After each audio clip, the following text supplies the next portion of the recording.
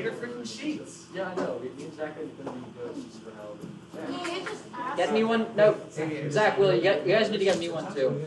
For how many? We have magic everywhere. Can you see okay? Yes. So, Trevor, feel free to start whenever you wish. Okay. I need to pull my notes. Starting.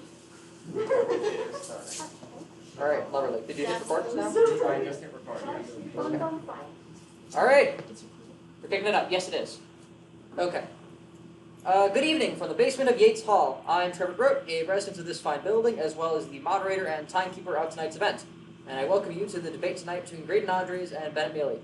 The topic of the debate is one that has been discussed ad nauseum throughout the noble history of humankind. Does God exist? There is a twist on the topic tonight, however, that being that both participants will be arguing against the stances that they hold. Mr. Meale will be arguing the theistic position, and Mr. Andres will be arguing the atheistic. There will be no judging or declared winner. Rather, the goal of the debate is one of intellectual growth and understanding of the positions for both the participants as well as the audience. Both participants have agreed to the format prior to the event, and it is as follows. There will be no questions for myself. Instead, I will serve simply as timekeeper for the different sections of the debate. Mr. Meale will begin with a 10-minute opening statement, followed by Mr. Andres. Both sides then get 5-minute rebuttal periods, followed by a 6-minute clarification speeches, followed by a 5-minute rebuttal period for both sides yet again. At this point, both will enter a 10-minute crossfire period where each individual gets 1 minute to speak and rebut the other's points till 10 minutes are up. Finally, both men are permitted to conclude with a 5-minute speech, with Mr. Andres getting the last word. Before beginning, we ask the in-person audience, as well as our lovely guests on Twitch chat, to be respectful to the positions argued by both participants and not to use any rude or hateful language towards any of the contestants, or else we'll be rather cross. For our in-person audience, other than applause at the end of each time period, we ask for no noise or interruption to be made. With introductions out of the way, we will begin as soon as Mr. Meale is set up and ready for his opening statement, at which point we will start time. We'll let both participants, and we hope that you find individuals in the audience enjoy tonight's debate.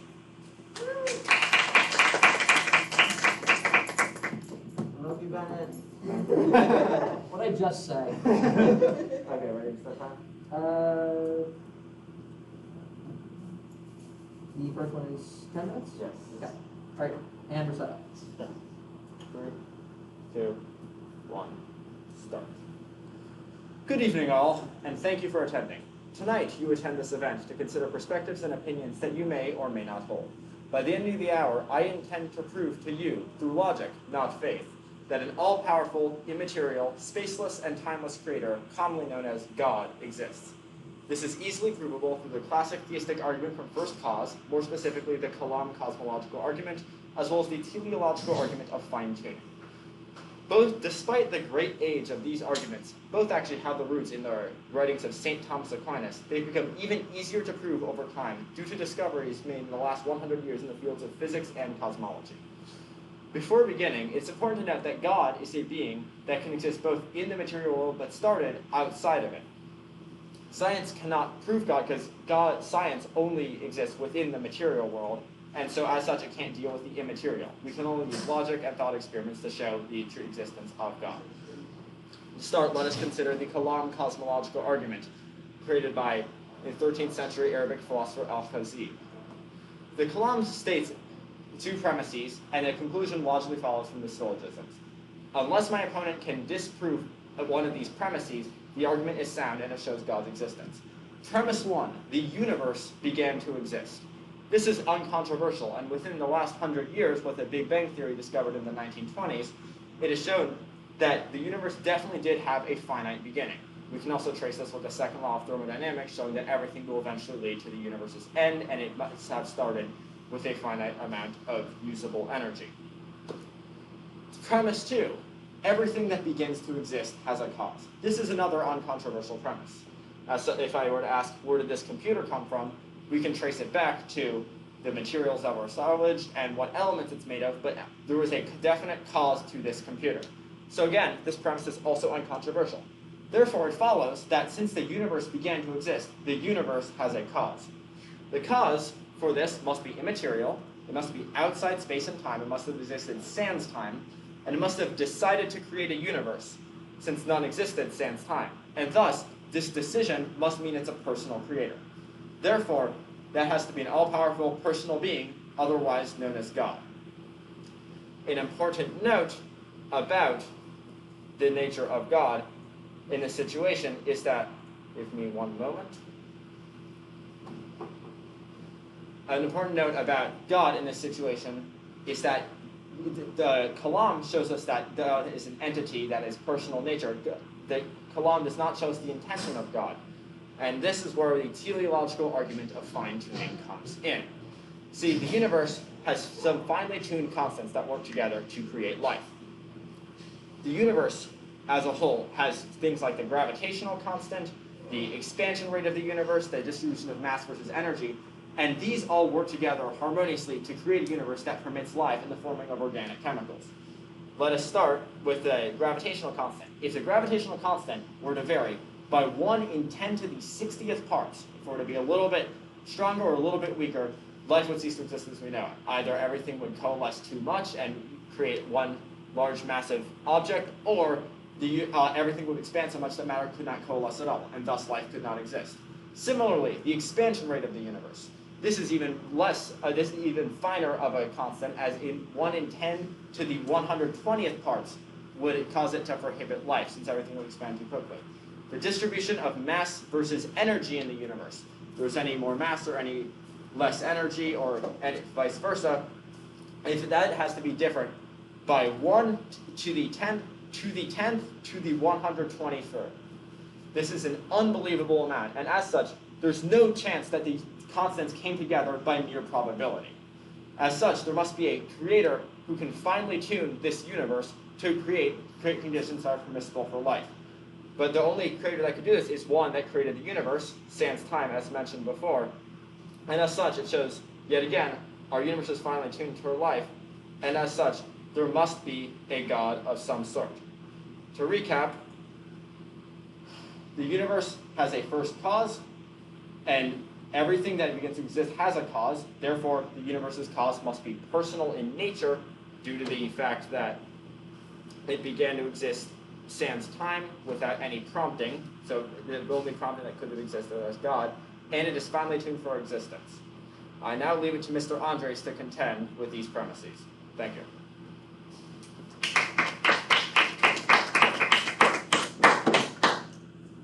All right, Mr. Andres will now take the podium, and you will have 10 minutes for his opening posit. Are you ready, sir? I am indeed. All right, your 10 minutes begins now. Good evening, everyone. I'd first like to begin this by just mentioning that my opponent, Mr. Meale, he's a fine man with fine ideals. So while I will be contesting many of his points, I must say that none of these should reflect very much upon the man. I am merely trying to dissuade the argument. Now, when I begin this, there are 2 points that I think need to be made. 2 major arguments. And these 2 stem from a premise. And that is that the burden of proof is not on me, the atheist, but rather on Mr. Meale, the theist. Which is to say that it is impossible to prove a negative. In other words, I cannot disprove that something that does not exist does not exist. It's impossible. And as such, all I have to do in order to disprove Mr. Meale's position is to state that it is reasonable to assume that the universe could exist without the said God. Now, this comes down to 3 points, and I would like to state something at the outset of this, and that is that if there was anything in this entire universe, from the beginning of the universe, anything, a single particle, a single grain of sand, that I could not prove came about through material means, that would prove Mr. Meale's argument. The threshold of proof for Mr. Meale here is actually quite small. He just needs to prove a single instance of something existing that cannot be explained from a material worldview. Now, the classic starting point for this is the beginning of the universe. The universe begins. This is something that no one refutes. Mr. Meale stated it. He gave the proof. I will not dispute it. Practically every scientist in the field agrees. The universe came about out of nothing. Time and space and matter all came into being from nothing. Now, this then leads us to an interesting proposition. Mr. Meale would say that this, in turn, proves that God must exist, because everything came about from nothing. Or that is to say that is the common theistic argument. However, I would say that by definition, science over time gives explanations. Now, the nature of the scientific method is such that explanation grows with time. So two things would need to be true. One is that you would have to prove not only that science currently does not explain it, but that science could not explain it in order to attribute something outside of science to the existence of the universe. Now, what I think is worth noting here is that that is very hard to do. If Mr. Meale at some point would like to begin an argument along those lines, I'd be happy to discuss it. Now, I'm going to move into the second point that I mentioned earlier, and that is the fine-tuning argument. This is a fascinating one because it revolves around several different issues. One is the question, is the universe, in fact, fine-tuned? Now, Mr. Meale has given us a number of constants, very interesting, about the nature of our universe, that if moved, would not allow life to exist. Or at least, life as we currently know it. And here is one of the cruxes of the matter. You see, life exists in its current state in the current universe. Mr. Meale has proved by science that if the universe was different, life would not exist. All he's really proven is that life as it now exists could not exist. You see, when we say that something is fine-tuned, what we're saying is that the finished product is something that would be incredibly hard to acquire. But if the finished product is not concrete, i.e., it's not said from the outset that that is what we're going to get, then who's to say that it's fine-tuned? If there are other possibilities of life existing in other forms, in other places, in other ways, then you can't say that by definition ours is fine-tuned because there might be very many different potential outcomes.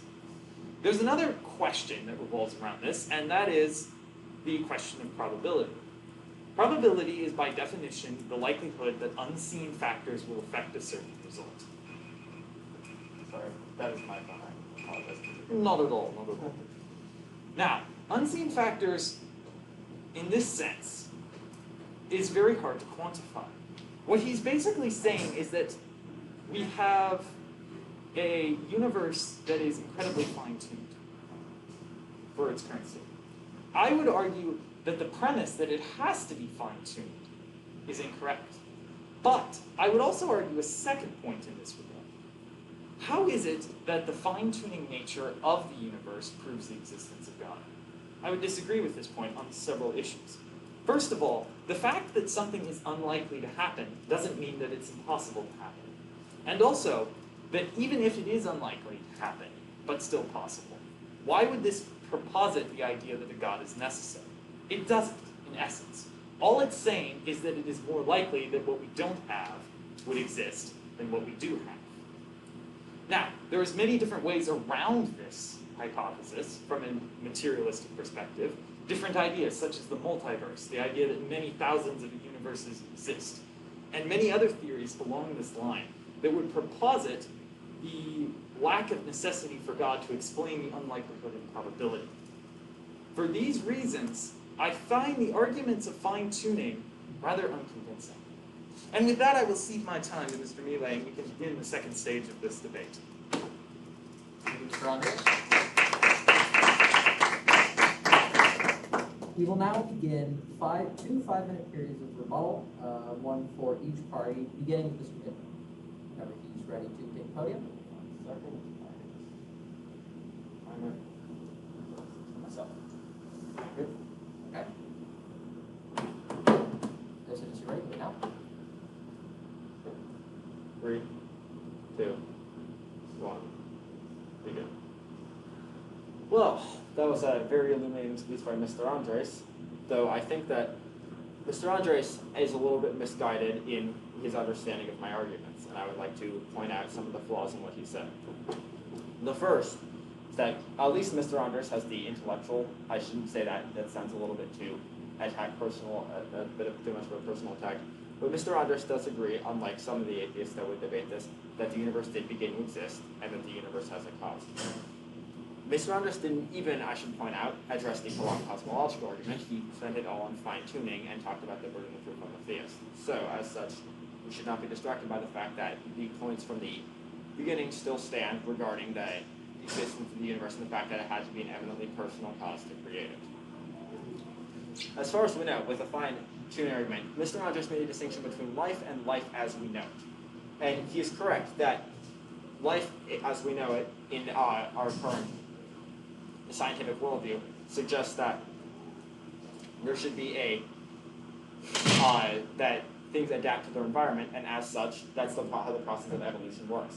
However, with all the ways that life could have gone, there's still no way for it to happen with these specific constants. As I mentioned before, with things like with the distribution of mass versus energy, this would cause it to be improbable that even basic organic molecules could form, building blocks of life.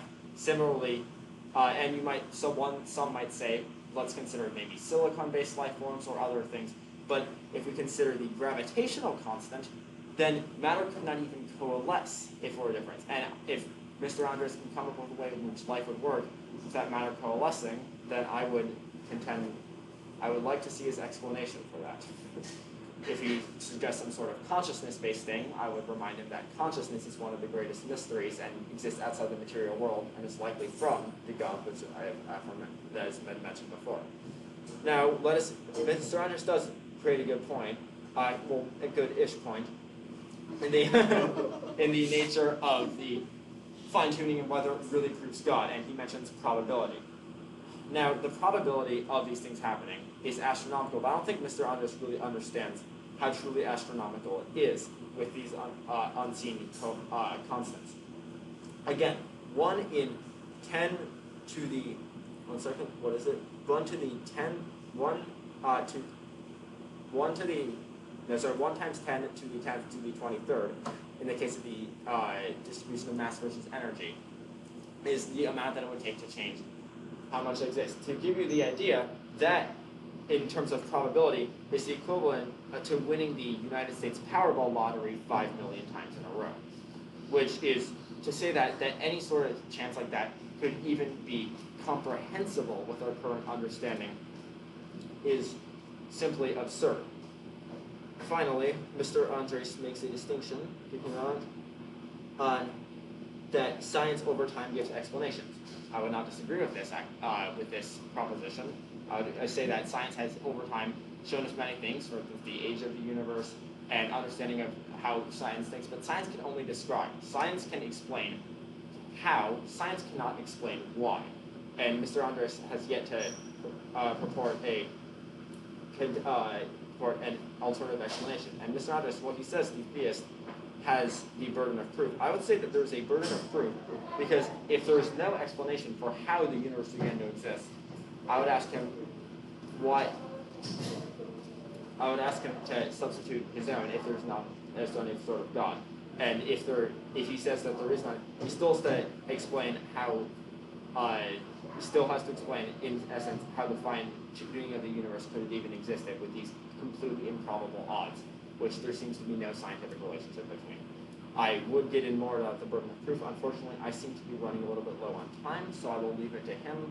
Good luck, Mr. Andres.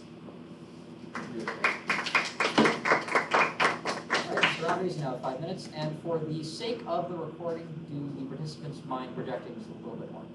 Sure, why not? All right, Taylor, ready to begin? That's just 5 minutes. Like 6 minutes. Oh, no, yeah, never mind, I'm sorry. I don't think we're Yes. Alrighty. All right. Well, now, Mr. Meale did indeed point out that I did not address the first cause argument. I would agree with that, so allow me to address it now. Causation is a very interesting principle, and I would not dispute his basic premise, except on one major point. He, from the outset of this debate, stated that God is, by definition, outside of time, space, and matter. the definition of causality depends upon time. In other words, in the absence of time, causality doesn't make very much sense. Causality results that something in the past created situations that resulted in something in the future. If you state that God is outside of time, then in essence, you can't really make a particularly logical argument to say that God is the cause of something that exists outside of time. Now, that is really my only refutation of that particular point, so let's move on to some others. Arguments that Mr. Meale purported, such as the fine-tuning argument, depend on some very interesting principles as well. Now, he has stated that the gravitational constant is such and such a probability, astronomically high.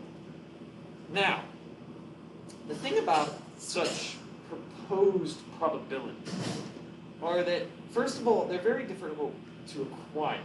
Any sort of a probability about the nature of how the universe is created is by definition built upon guesswork, or at least usually.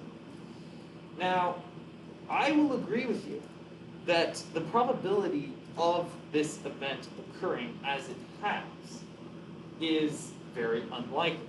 You're saying, in essence, that molecules cannot coalesce and that life is impossible without molecules coalescing. I agree with that. However, Mr. Meale did not address my second point to the argument, and that is the multi-universe theory. Now, the multi-universe theory is very interesting. It's on the cutting edge of science in that we do not fully comprehend all aspects of it, and it's still very much debated, but it is a scientific explanation toward the reasoning behind many, many, many universes. The theory and the explanation, which I did not have time to go into earlier, goes like this. Now, the likelihood of life on Earth existing is incredibly small. Incredibly small. That being said, the likelihood of life in the universe existing starts to expand if you increase the number of planets. You increase planet, and eventually you get to the point where those probabilities start to increase. Now, the multi-universe theory says that some number of universes, perhaps massive in number, exists outside of our own experience. The same logical conclusion can be made to cosmological constants being what they are in our current universe as they are to life existing on Earth. And that is that you multiply the number of individual universes, you multiply the likelihood that a universe with the cosmological constants being what they are will exist. Now, Mr. Meale has also brought up an interesting point about the burden of proof. And I am aware that he did not get the full time necessary to expand upon his ideas, but allow me to throw this out there briefly. He has stated that the burden of proof does not lie on the atheist, but rather, the burden of proof does not lie on the theist, but rather that it applies equally on both. In that I have a theory about how the universe comes into existence, and he has a theory about how the universe comes into existence. I would say that this is not exactly correct. What I would say is that my opinion of the universe, my belief of how it comes into existence, is based upon scientific observation, which is to say that I see things in the natural world and I extrapolate them back to figure out what happened. Mr. Meale's argument is that something outside of all known events caused it. Now, I am using evidence to base my principle. Mr. Meale is saying that everything in our current experience cannot prove it. There's nothing in our experience that can show this, and thereby that God must exist. This is a very different principle from my own theory, and as a result would require very different proof. Thank you.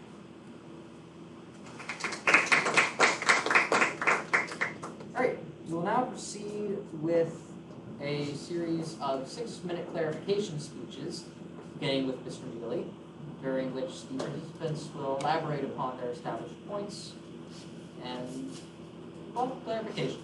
Right, Mr. Meale, whenever you are ready to begin. One moment to collect myself. Sounds good.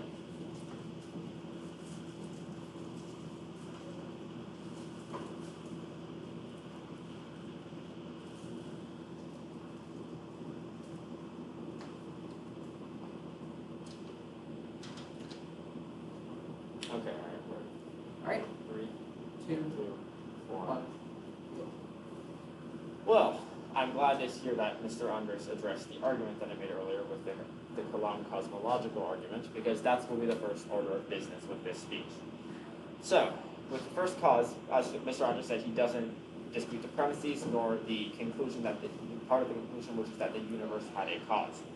But then he says this, and then he says causality doesn't make much sense outside of time, which we know with its singularity, it was before the beginning of space and time as we know it.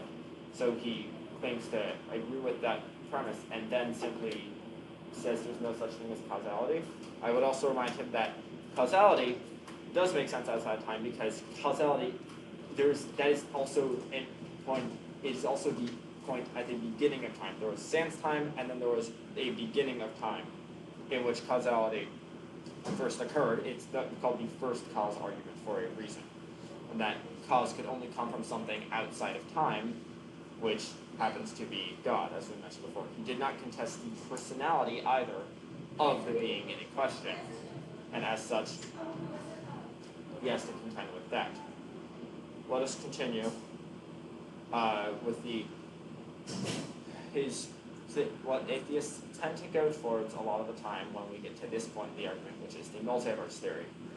The multiverse theory, as he mentioned, states that there could be an infinite number of universes generated, and statistically, eventually one will create it. Firstly, I asked him where these universes come from and how there's so many generated outside of time.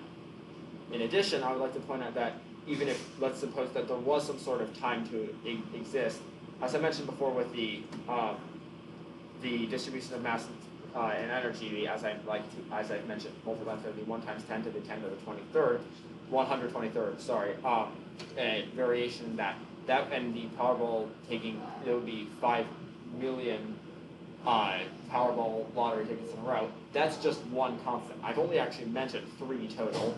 There's hundreds of these constants that we include in our understanding of modern physics that are based on it. Sorry, that all have to work together.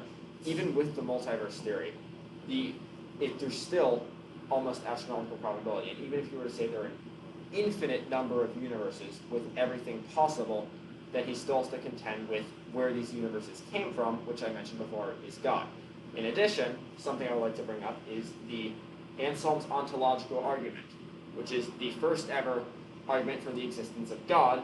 And if one contends that the multiverse theory is true, one must also accept the existence of God, because one is part of the ontological argument, has to not prove that God doesn't exist, but that it is impossible for God to exist. Let's take the argument here. It is fairly simple. There's a logically coherent idea of a maximally great and powerful being. And since that's logically coherent, that could exist in some possible world.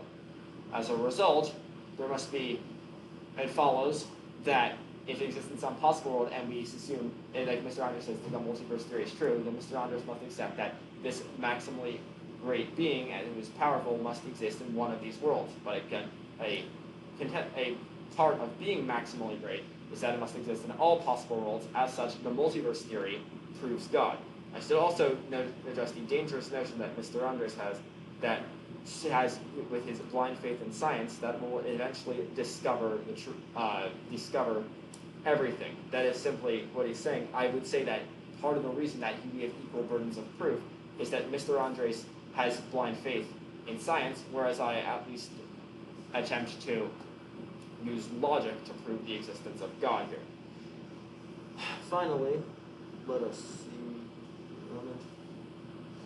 And Mr. Andres says, I don't have an evidence-based worldview that would allow me to make these kind of claims, but I should point out that the evidence that we're using is simply the beginning of the universe. There's just a bunch of logical continuums which we've expanded upon, and which he still hasn't debated the personality of the being in question,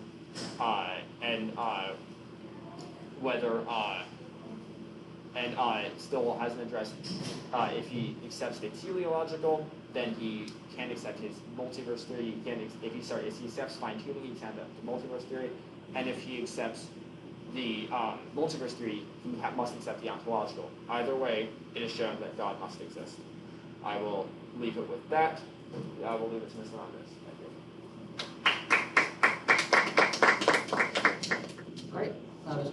around 6 minutes. To clarify, I once again request politely of the participants to raise volume for the recording. And Mr. Andres, if you are ready, your 6 minutes will begin. Well, Mr. Meale, I would like to begin by saying it is an eloquently constructed argument. Basically, Mr. Meale has posited that if Mr. Meale has posited what a night. He has proposed that if I contend that something that is incredibly improbable to exist can exist because we have so many universes, then the existence of God, which is, by my own opinion, improbable, but not impossible, must therefore exist in one of those universes. And if it is possible that a maximally great being exists in one of those universes, then by definition, he must exist in all of them for him to be maximally great. Now, the question, in my opinion, for this lies in the fact that Mr. Meale has stated lies in. I would proposit that the God that is described by Mr. Meale is not, by definition, in fact, in any of these universes. I am proposing that the material world comes about through the multi-universe theory. And since God is outside of time, space, and matter, an infinite amount of time, space, and matter would never propose the existence of God because God is outside of all three. That is how I would dismantle this first argument. Thereby, the multi-universe still holds to deal with the fine-tuning argument. Now, the causality argument that Mr. Meale proposed has to do with the question of this, basically. He has stated that the first cause does not become illogical due to an absence of time, because what existed is the creation of time. Thereby, something exists before time is created. To me, this is honestly dicing at words. If you were to state that time is inconsequential at the beginning of things, if you were to state that because the existence of the universe is in time, and thereby something before it had to come before time, and thereby it proves causality, I might propose that you are simply stating that because of the universe, the creation of time is in time. And I would disagree with that. You have to have, in other words, think of it like a timeline. You've got the creation of the universe, and that goes back to a point. And then past that point, time as it currently exists makes no sense. Thereby, that point in of itself, in reference to anything that came around it, or you might colloquially say before, even though time does not exist, is illogical. Because Mr. Meale is almost positing that statement like it existed during time, or that the existence of the universe came into existence during time, or at least right after time was created, thereby making a distinguishable gap. I would argue that this is not the case, and I have yet to hear any substantial proof of that. Thank you.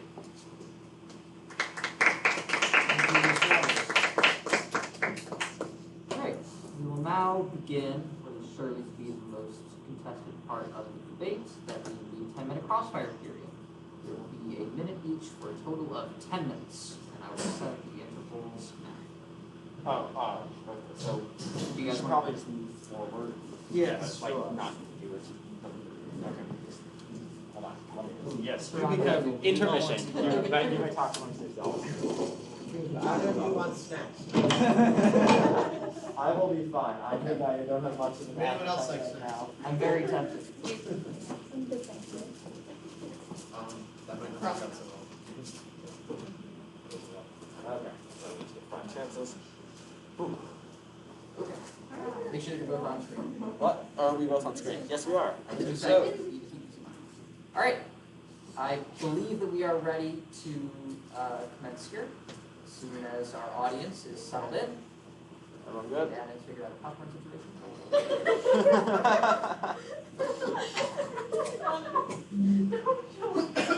We're good. We're good? Excellent. Alright, Kind of. Commencing now. Got it. Okay. I'm not done. So we still have yet to address the personality of the being at first cause. Also, I would mention that you mentioned that I said things before time. I've actually, maybe I made it slip of the tongue. I've been trying to say sans time the entire time, which is not, I'm not using any sort of temporal adverbs in this case, so as such, sans time is what I meant, if I apologize if I said it otherwise. Also, I would still ask, where's the creation of your multiverse from? How can you, again, we come back to causality, which must come from some sort of, there must be a cause for the universe result. Right? Well, I would have two things about that. First of all, the personality of the being in question is immaterial to me. If I can disprove the being's existence, then what difference does it matter if he has a personality? I feel like if you've proven he has a personality, that goes a long way toward proving theism that is commonly held in religion, but not much in the existence of God in itself.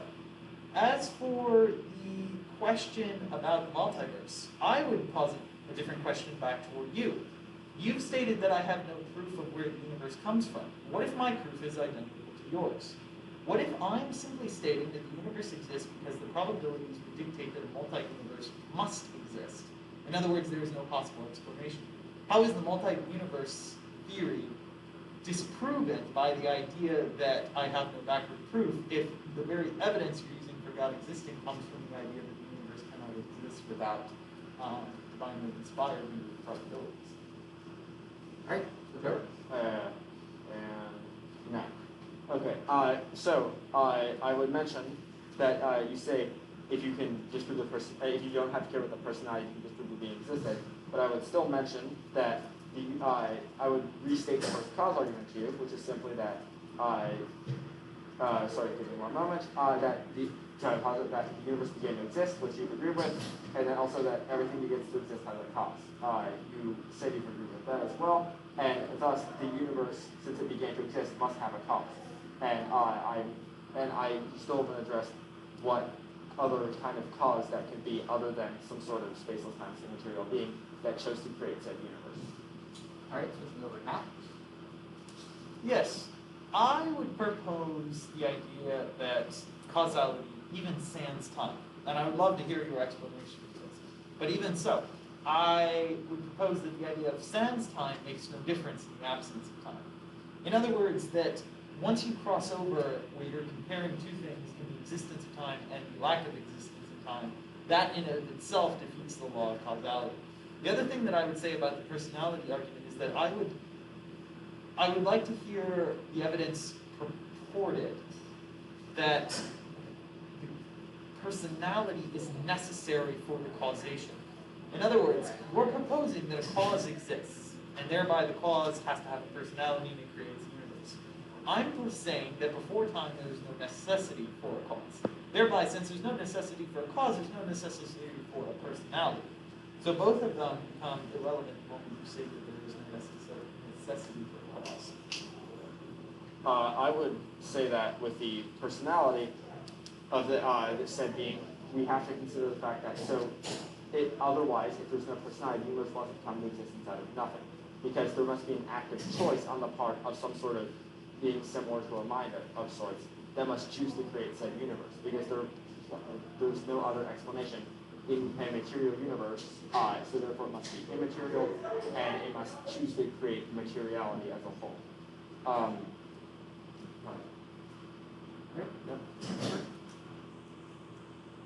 I'm not entirely sure that there's much of a distinction there.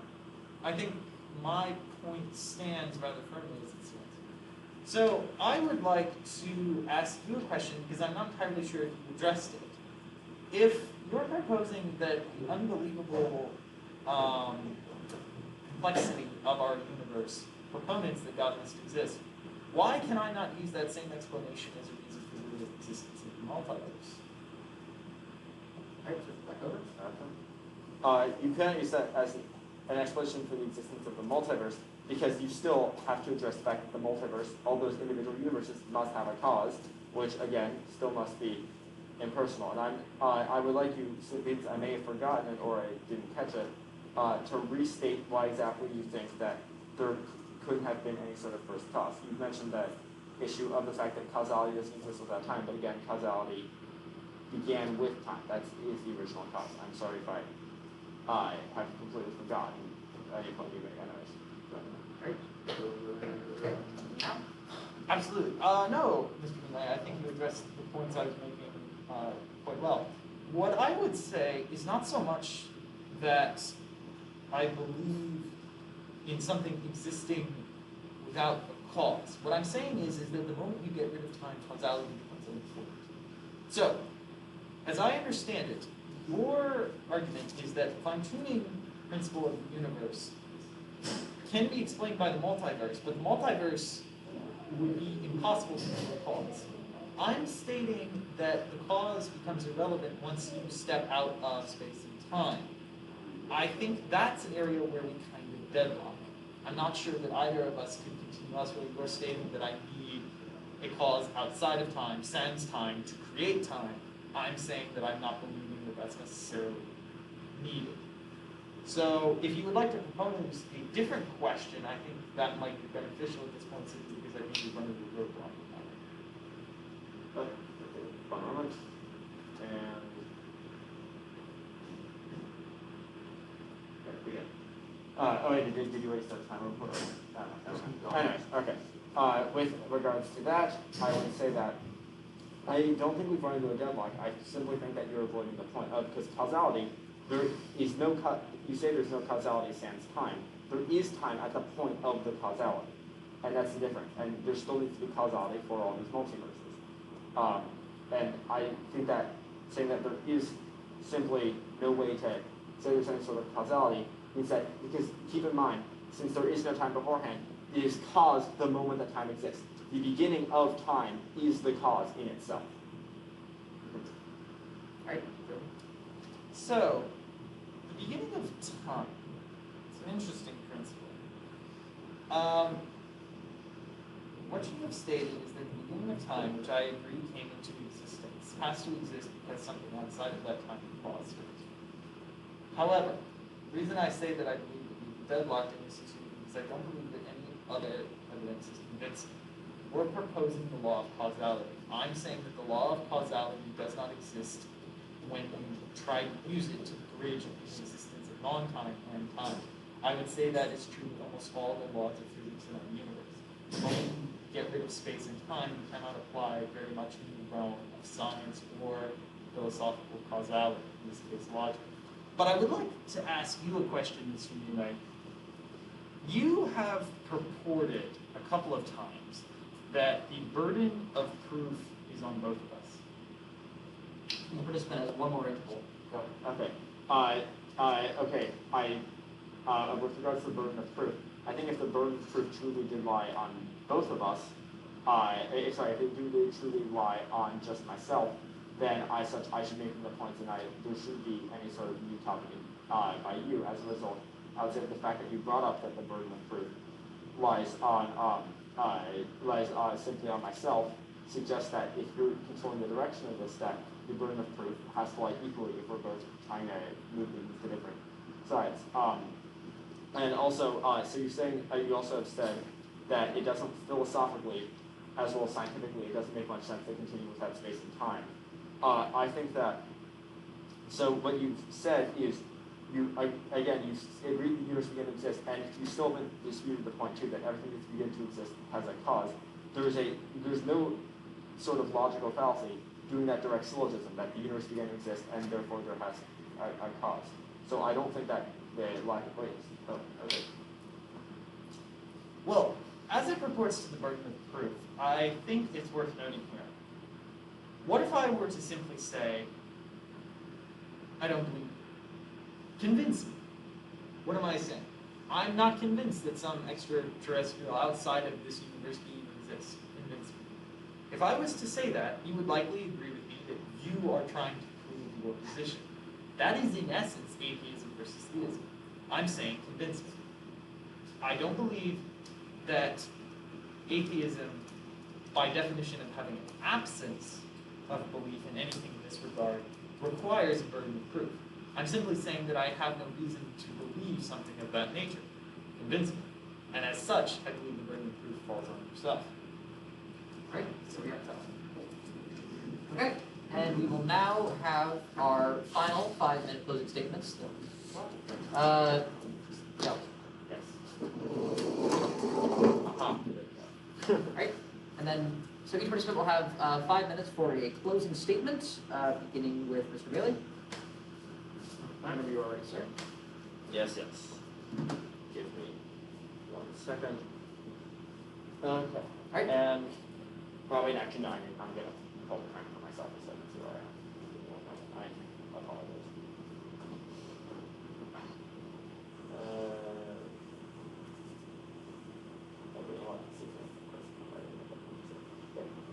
And start.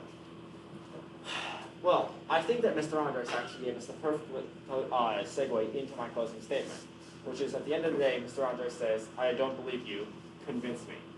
Yet Mr. Andres offers no alternative to the first cause argument still. He still has not, he still agrees, surprisingly, most atheists in a debate like this would address premise 2 over premise 1, the fact that everything that begins to exist has a cause. He's not said anything about that happening in the real world, and I think that's really noticeable when suddenly there's some things such as object permanence exist and things don't randomly pop into existence. And he still agrees that the universe began to exist. As a result, the first cause argument from the cosmological argument still holds. Furthermore, Mr. Andres, disturbingly so, seems to have gone and used science as a mode of blind faith, in a way. Mr. Andres has stated that he refuses to believe in the existence of God, and he says at the end, instead of addressing the argument, I don't believe you, convince me. I think this is telling enough that the atheistic position holds no real merit in intellectual conversation. The lack of belief in what is clear evidence towards his end from the first cause argument suggests that Mr. Andres should need to reevaluate his position and maybe convert to a system of theism. And I would ask that of you all. I hope you have been thoroughly convinced tonight. I thank you all for joining, and I'm sure people say things as he says last word. It's been a pleasure to have you, and I hope that you all leave believing that because everything begins to exist and the universe has a cause, the universe, everything that begins to exist has a cause. The universe began to exist, and due to the fact that things don't come from nothing, you must have some sort of personal cause that is all-powerful, all-knowing, and created us, and therefore that cause must be God. Thank you, and I'll leave Mr. Andres to say good night for us. Mr. Andres, you want to take the podium for the closing statement? You have 5 minutes, and now you are ready to begin. Absolutely, thank you, Jordan.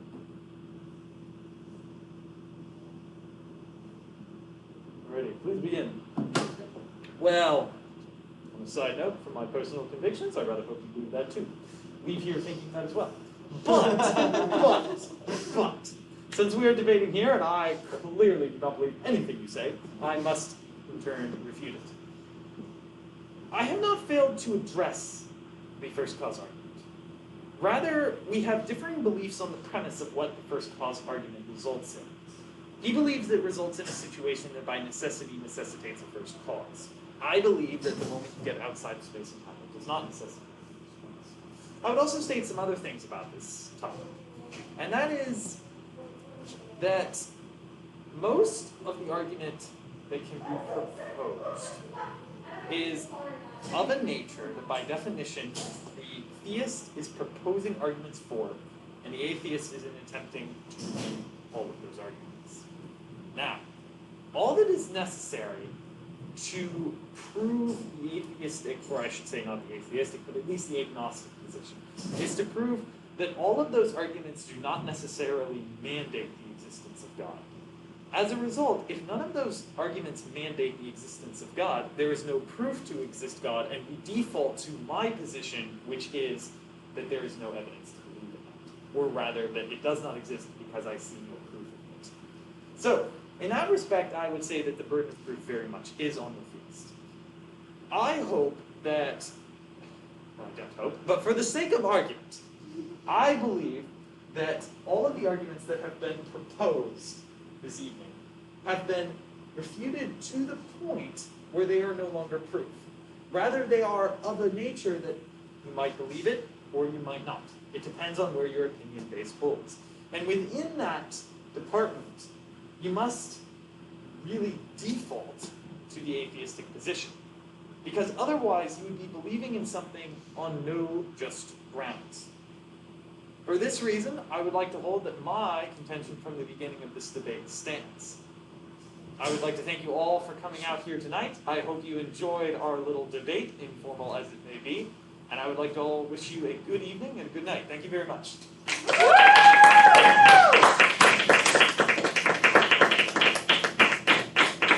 All right, I will now give some improvised closing words for the sake of comedy.